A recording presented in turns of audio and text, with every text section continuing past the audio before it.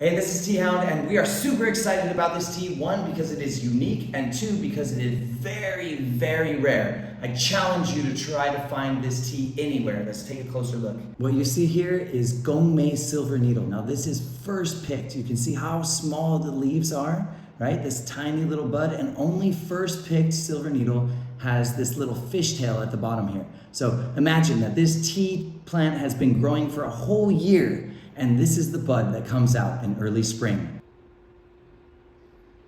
So most of the time with white tea at the beginning, it tastes very grassy, but that's not really what I taste. What I taste is more like the memory of when I was a child, like hiking through the forest, and I'd be walking underneath pine trees, and I'd pick the pine needles and like chew on them, like chewing on pine needles.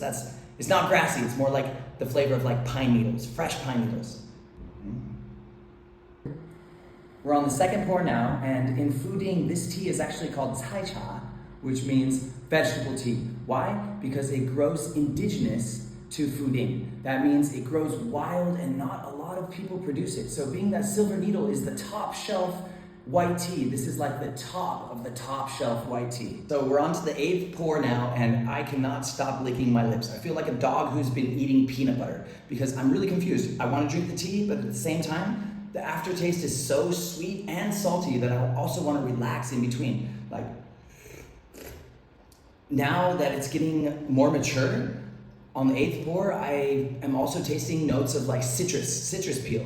I can't tell you exactly what kind of citrus fruit it is, but it's like a very strong citrus flavor. I'm very sure that this aftertaste is gonna stay in my mouth until the next time I brush my teeth. Gongmei. Gongmei.